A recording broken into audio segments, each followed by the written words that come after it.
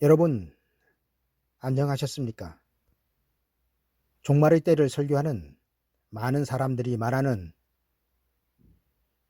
7년 환란에 대하여 생각해보며 7년 환란, 그런 건 없다고 여러분들에게 말씀을 드리려고 합니다.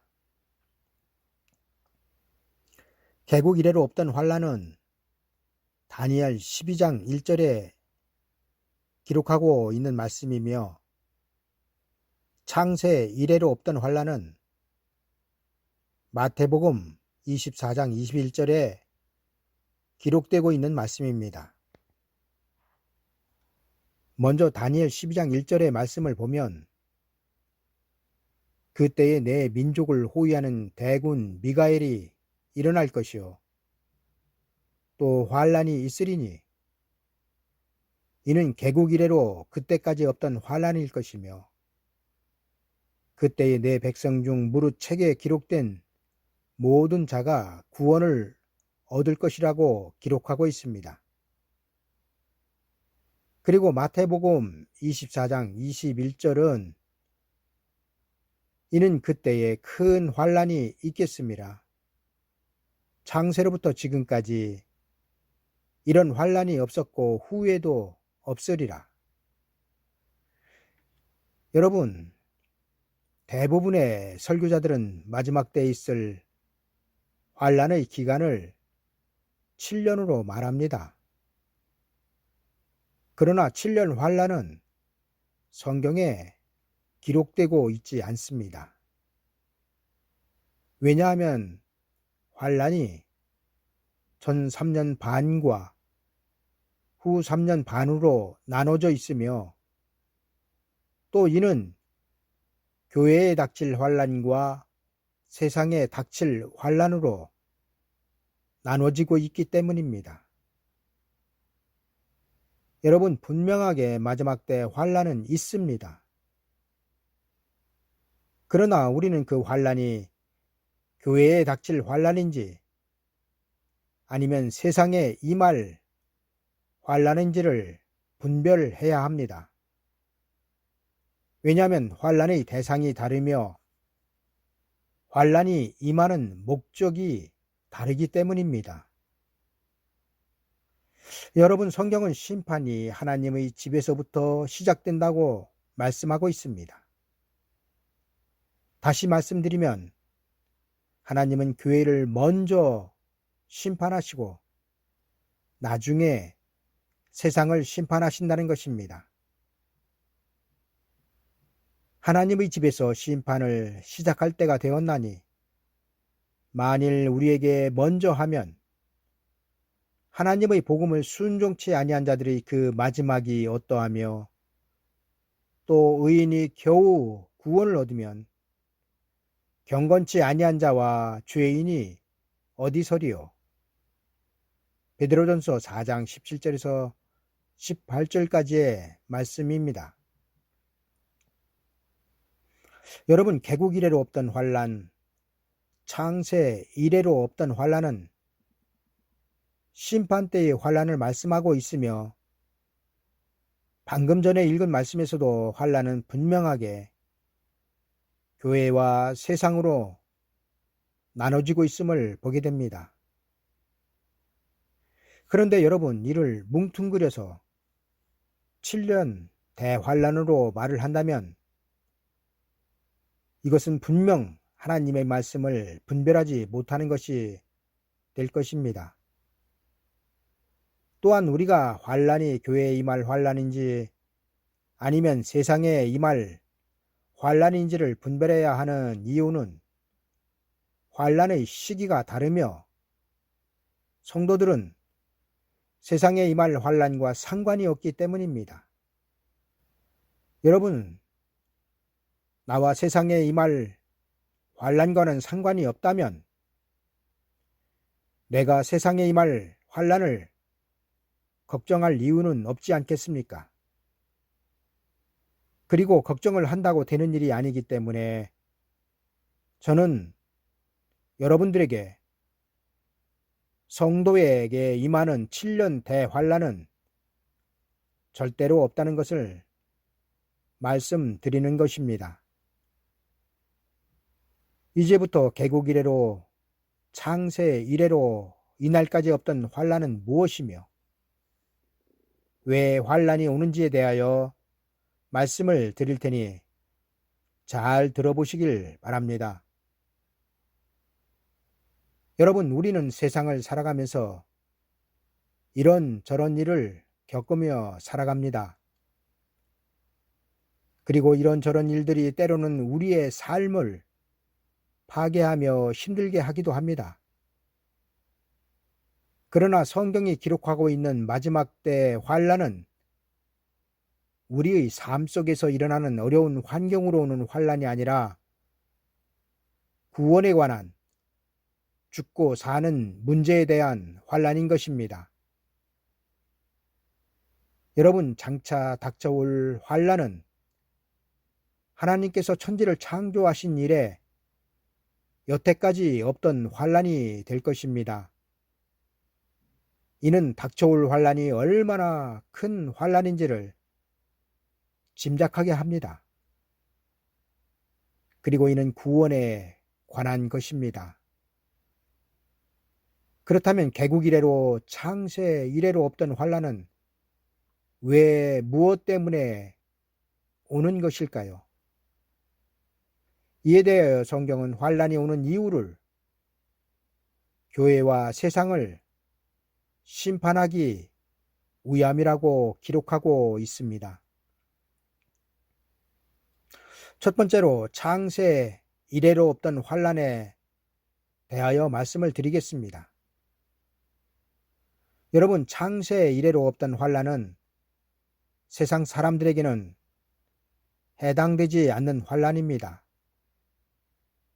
왜냐하면 마태복음 24장 16절에서 21절까지에 기록된 환란에 관한 말씀은 교회와 성도에게 임하는 환란이기 때문입니다.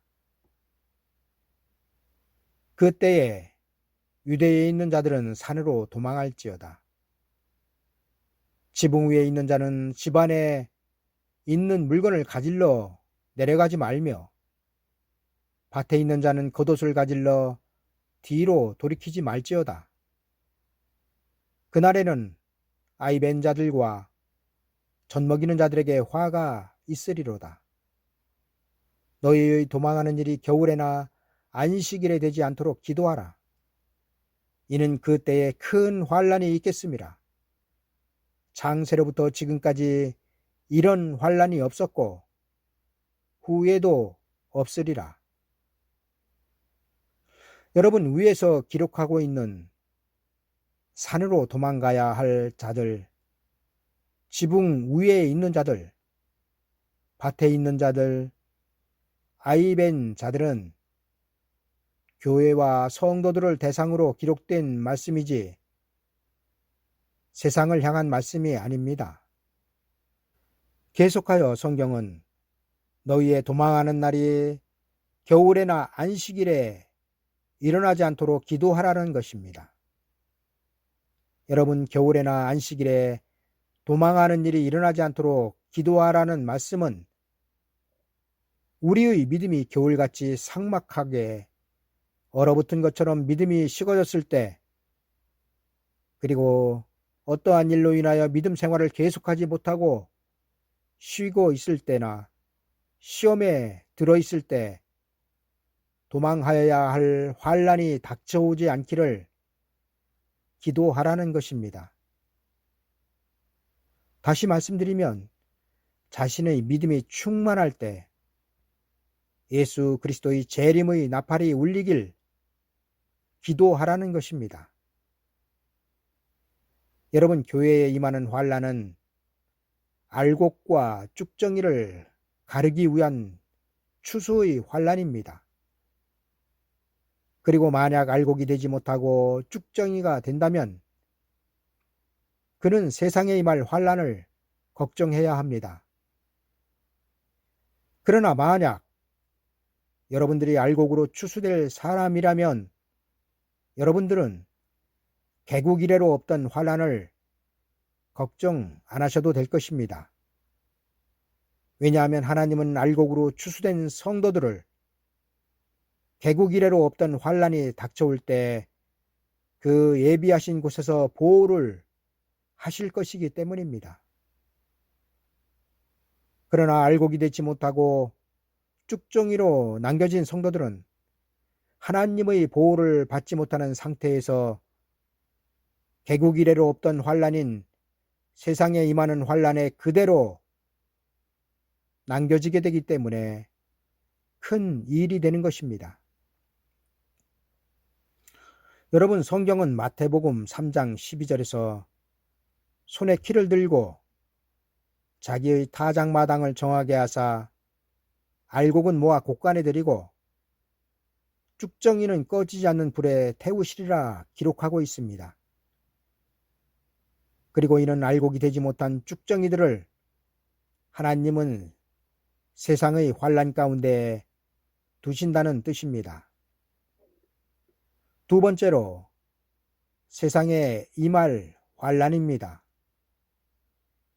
여러분, 세상에 환란이 임하는 것은 심판을 위함이며 그 임하는 시기는 알곡이 추수되어 하나님의 예비하신 예비처로 들어간 후에 일어날 것입니다. 그리고 이때의 환란에 대하여 성경은 다니엘서 12장 1절에서 이렇게 기록하고 있습니다. 그때에 내 민족을 호위하는 대군 미가엘이 일어날 것이요 또 환란이 있으리니 이는 개국 이래로 그때까지 없던 환란일 것이며 그때에 내 백성 중 무릇 책에 기록된 모든 자가 구원을 얻을 것이라. 여러분, 대군 미가엘이 일어나는 때가 언제입니까? 바로 하늘의 전쟁을 위하여 대군 미가엘 천사장이 일어난다고 성경은 요한계시록 12장 7절 이하에서 이렇게 기록하고 있습니다. 하늘에 전쟁이 있으니 미가엘과 그의 사자들이 용으로 더불어 싸울세 용과 그의 사자들도 싸우나 이기지 못하여 다시 하늘에서 저희의 있을 곳을 얻지 못한지라. 큰 용이 내어 쫓기니 옛뱀 곧 마귀라고도 하고 사탄이라고도 하는 온 천하를 꿰는 자라. 땅으로 내어 쫓기니 그의 사자들도 저와 함께 내어 쫓기니라. 여러분, 대군 미가엘 천사장이 그의 사자들과 함께 공중 권세를 잡고 있는 용을 땅으로 쫓아내기 위하여 일어난 때는 후 3년 반의 기간이며 이때 교회의 환란은 끝나고 구원받을 하나님의 백성들은 이미 하나님의 보호처로 들어가 있는 상태에서 미가엘 천사장과 용의 하늘의 전쟁이 시작되는 것입니다. 그리고 이 전쟁에서 용이 미가엘 천사장에게 패하여 땅으로 쫓겨나게 됩니다. 그리고 이것이 세상에 임할 개국 이래로 없던 환란이 되는 것입니다. 여러분, 왜 공중 권세를 잡고 있던 용이 땅으로 쫓겨나는 것이 세상에 임할 환란이 되며 개국 이래로 없던 환란이 되는 것일까요? 여러분, 그 이유는 마귀가 미가엘 천사장에게 패한 후 땅으로 쫓겨날 것을 생각하니 마귀의 분통이 터지고 또 이제 마귀 자신이 그 끝에 도달해 있음을 보고 크게 분노하여 공중에서 땅으로 내려갔기 때문입니다. 여러분, 이제 마귀가 떠난 공중은 잔치가 벌어질 것이지만 땅은 큰일이 났습니다. 왜냐하면 마귀가 분노하여 땅으로 내려갔다고 성경이 기록하고 있기 때문입니다. 그리고 이것이 성경이 기록하고 있는 개국 이래로 없던 환란이 되는 것입니다. 여러분, 용이 공중에서 쫓겨 내려온 후 3년 반의 기간은 이 세상은 땅에서 올라온 7머리 10뿔 달린 짐승의 시대가 되는 것입니다. 여러분, 요한계시록 13장에 나오는 7머리 10뿔 달린 짐승은 이상한 괴물이 아닙니다. 왜냐하면 이는 비유이며 실제로 성경이 말씀하시는 내용은 하나님의 창조 역사에서 이날까지 하나님과 하나님의 백성들을 대적하여 일어났던 나라들을, 즉 제국들을 7머리로 비유하고 있기 때문입니다. 예를 든다면 맨 처음 하나님의 백성들을 대적하여 일어났던 나라가 어디였습니까? 바로 애굽이었습니다. 애굽을 시작으로 아수르, 메데와 파사, 헬라, 로마 제국이 그 뒤를 이어 일어나 하나님과 하나님의 백성들을 대적하였습니다. 그리고 2000년 전 복음이 전파된 이후 공산주의가 일어나 하나님을 믿는 백성들을 핍박하였습니다. 여러분, 공산주의의 종주국이 어디였습니까? 바로 지금의 러시아, 구소련이었습니다. 소련은 1991년 12월 25일 고르바초프의 공산국가 해체 선언으로 미국과 어깨를 나란히 하며 세계의 운명을 좌지우지했던 소련 제국은 그 막을 내렸지만 그 이전에 소련은 복음이 들어갈 수 없는 동토의 땅이었으며 하나님을 대적하던 나라였습니다. 그리고 이제 7머리 중 하나가 남아 있습니다.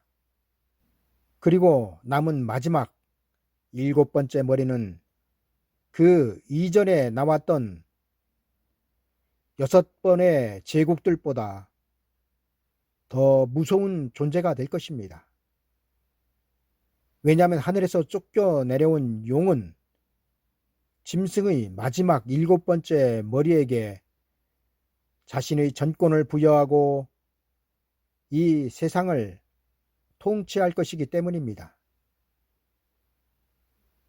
여러분, 이때에는 세계 단일 정부가 세워질 것이며 그 단일 정부를 중심으로 10뿔로 비유하고 있는 10개의 국가가 전 세계를 지배하게 될 것입니다.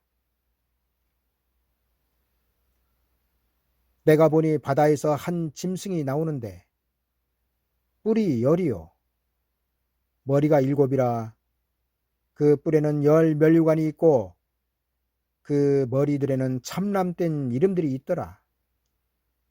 내가 본 짐승은 표범과 비슷하고 그 발은 곰의 발 같고 그 입은 사자의 입 같은데 용이 자기의 능력과 보좌와 큰 권세를 그에게 주었더라. 그의 머리 하나가 상하여 죽게 된 것 같더니 그 죽게 되었던 상처가 나음에 온 땅이 이상히 여겨 짐승을 따르고 용이 짐승에게 권세를 주므로 용에게 경배하며 짐승에게 경배하여 가로되 누가 이 짐승과 같으뇨 누가 능히 이로 더불어 싸우리요 하더라. 요한계시록 13장 1절에서 4절까지의 말씀이었습니다. 여러분, 이때가 바로 후 3년 반의 기간이 되는 것입니다. 용이 하늘에서 쫓겨 내려오고 세계 단일 정부가 세워지면 그 단일 정부의 통치자는 기독교의 거짓 선지자들을 앞장세워 전 세계 모든 사람들을 통제할 것입니다. 내가 보매 또 다른 짐승이 땅에서 올라오니 새끼양같이 두 뿔이 있고 용처럼 말하더라. 저가 먼저 나온 짐승의 모든 권세를 그 앞에서 행하고 땅과 땅에 거하는 자들로 처음 짐승에게 경배하게 하니 곧 죽게 되었던 상처가 나은 자니라. 여러분, 여기에서 처음 짐승은 바다에서 올라온 7머리 10뿔을 가진 정치적인 지도자를 뜻하고 있습니다. 그 정치적인 지도자가 용의 권세를 받아 또 땅에서 올라오는 짐승에게 전권을 부여합니다. 그리고 바다에서 올라온 짐승, 곧 정치적인 지도자의 전권을 부여받은 땅에서 올라온 거짓 선지자가 짐승의 우상에게 생기를 주어 그 짐승의 우상으로 말하게 하고 또 짐승의 우상에게 경배하지 아니하는 자는 몇이든지 다 죽일 것입니다. 그리고 그 거짓 선지자가 모든 자, 곧 작은 자나 큰 자나 부자나 빈궁한 자나 자유한 자나 종들로 그 오른손에나 이마에 표를 받게 하고 누구든지 이 표를 가진 자 외에는 매매를 못하게 하니 이 표는 곧 짐승의 이름이나 그 이름의 수라. 여러분, 작은 자나 큰 자나 부자나 빈궁한 자나 자유한 자나 종들로 하여금 그 오른손에나 이마에 짐승의 표를 받게 하는 그 주체가 누구인지 아십니까? 바로 땅에서 올라온 양의 새끼 모습을 하면서 두 뿔이 있고 용의 말을 하는 거짓 선지자가 짐승의 표를 받게 한다는 것입니다. 여러분, 666 짐승의 표는 바다에서 올라오는 짐승으로 비유되고 있는 세계 단일 정부의 통치자와 땅에서 올라오는 짐승으로 비유되고 있는 거짓 선지자의 합작품이 될 것입니다. 왜냐하면 요한계시록 13장 11절의 새끼양같이 두 뿔이 있는 자는 거짓 선지자를 비유하고 있으며 저가 용처럼 말을 한다는 것은 저는 마귀에게 속하였음을 나타내고 있기 때문입니다.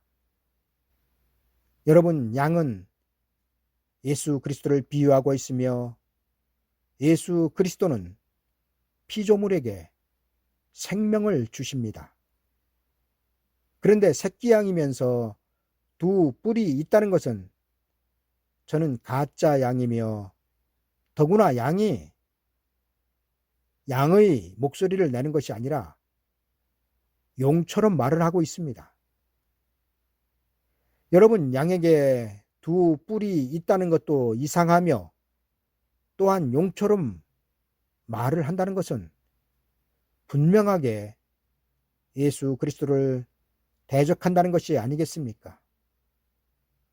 그렇습니다. 마지막 때 거짓 선지자는 분명하게 예수 그리스도를 대적할 것이며 그들의 결론은 산채로 불못으로 들어가기로 이미 작정되어 있다는 것입니다. 이제 말씀을 정리하겠습니다. 성경은 창세 이래로 없던 환난을 교회에 닥칠 환난으로, 개국 이래로 없던 환난을 세상에 임할 환난으로 나누어 말씀하고 있습니다.